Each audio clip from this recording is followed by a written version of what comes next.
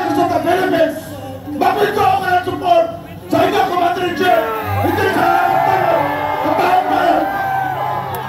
Hindi lang sa dapat mag-resign. The people, tayo mga taong bayan, tayo, you are fired, Mr. President, Mr. Marcos, you are fired. You can resign.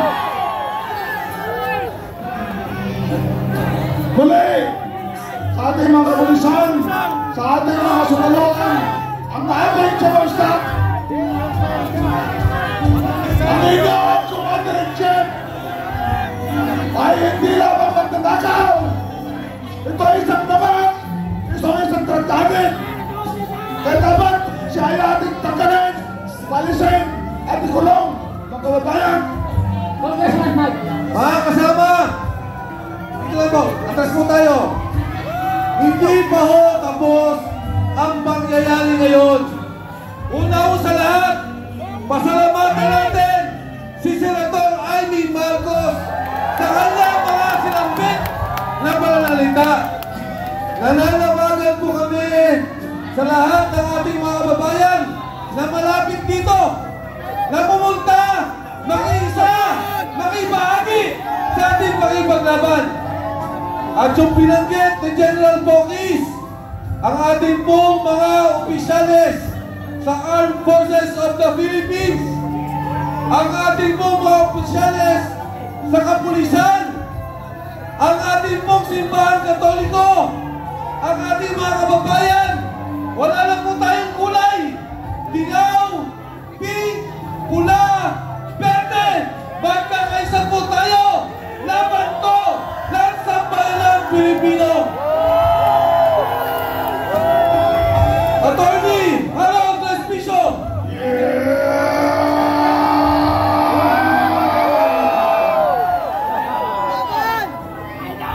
Sabi ni Ilocano dito, ito kayo manig! Meron ba mga Ilocano dito? Meron ba mga Ilocano dito? Ako si Atty. Harold Respicio! Totoong Ilocano! Kita nyo naman sa aking balat! At yung mga Ilocano dyan, nakikita ko kayo kahit madilim! Kumiti nga kayo! Yan! Ang sabi nila, meron daw solid north! Ako na mismo ang nagsasabi sa inyo, ang solid north, narito na sa EDSA!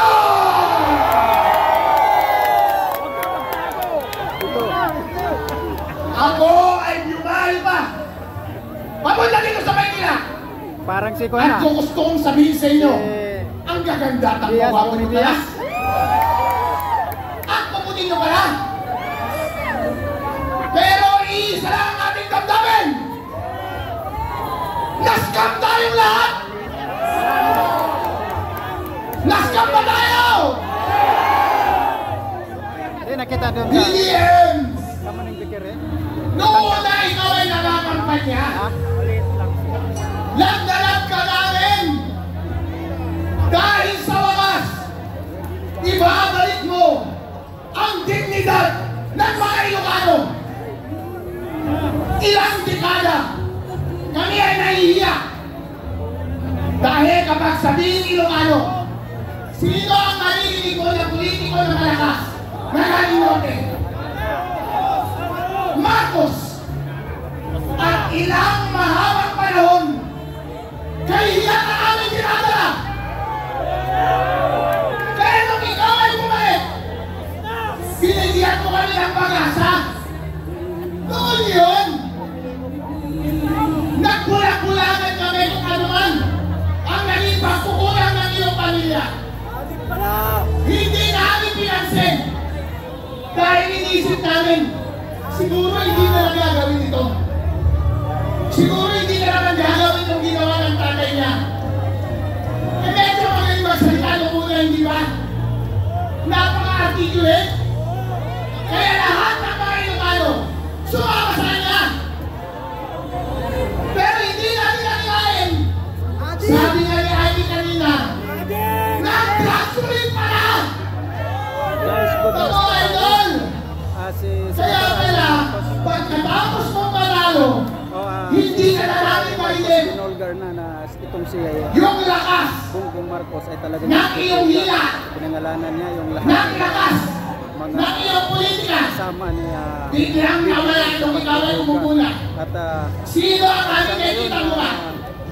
ito yung mga generals, masaya ngayon. Hindi yan ang sinubukan namin! Siguro araw na lang bibilangin at Lahat ng ginawa kanila, itong si lahat ng ginawa nila, BBM ay puro magnanakaw! ni BP Sara. Ayan, mabuti Ano po ang nararamdaman namin? ang Hindi nakakahiya! mga Pilipino. Ano pa ang ginawa mo sa kapwa mo Ilocano? Ako Ilocano ako. Lahat ng nakikita kong pagkakamali ng iyong gobyerno linalabas ko sa social media. Ano ang ginawa mo? Hindi matatapos. Kinasuhan mo ako at pinakulong mo ako! Iba na ang presidente ng Okay sa palong! Okay dam! Apa inalabi mo na natitan? Ba't ka nalang? Okay dam! Ikaw lang si George! Kaya kayo lumalabas. Pinapalingkod nila na hindi kasalanan ni Marcos, ni Bongbong Marcos. itong si Pero bossing, Bongbong Marcos. sa sobrang halong, Hindi matatapos ang hindi mo na nababantayan ang tao mo. wala na. Kasalanan mo yan! Kung hindi ka gumagawa ng trabaho mo, dapat makasama manatili sa pwesto, hindi na!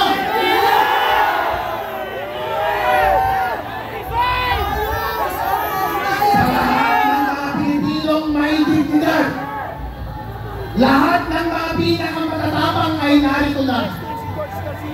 Kahit na sino Pilipino na nakikita na tinatawin na sila ng kanilang liderato, ng kanilang presidente, hindi na sila nilarespeto. Kahit pareho pa kayo ng salita, kahit pareho pa kayo ng maitim. Pero, kung ikaw ay garapan ng kulak, ayaw ka na namin! Hindi na daw natanggap ni Marcos. Marcos resign! Marcos resign! Marcos resign! Marcos resign! Marcos resign! Marcos resign! Mga kababayan, kapos na ba ang paghihirap natin? Ano ang palawagan ni Amy Marcos?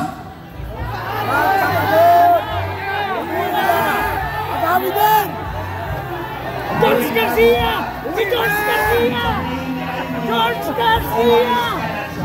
George Garcia! Sabi ko sa inyo, Ayan si ano? ang national problem ng bansang ito ay si Lisa Marcos. Tama! Diba? Sabi ni Amy, pagkasalan mo na yan, akala niya magbago. Yung pala siyang dalawa, tandem sa COVID. Ngayon, itong 100 billion na insert nila sa budget, tinatanong nila, bakit kailangan mag-insert kung pwede mo namang ipasok sa National Expenditure Program? Simple lang ang sagot. Kapag nasa NEP, si Congressman ang tatanggap ng sohol, hindi si Marcos. Kaya kailangan ni Marcos mag-insert Low moral ang mga ano na yan. 100 billion Pulis. para ang tombats sa kanya lahat. Hindi lang droga, kundi ang pagnakaw ng pera ng sambayanang Pilipino ay laid and played directly on Marcos Jr. Tandaan nyo, ang Fort Bonifacio hindi binabaha kahit anong bagyo.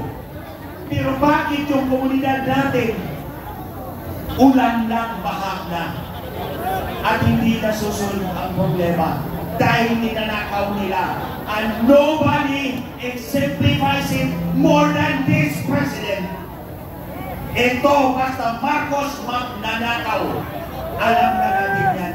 Ngayon, ito, General Browner,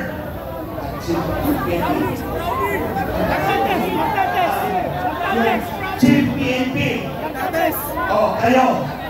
Natatis, General Natatis. Alam nyo na, nag-drag-addict yung Pangulo. Susunod pa ba kayo sa kanya?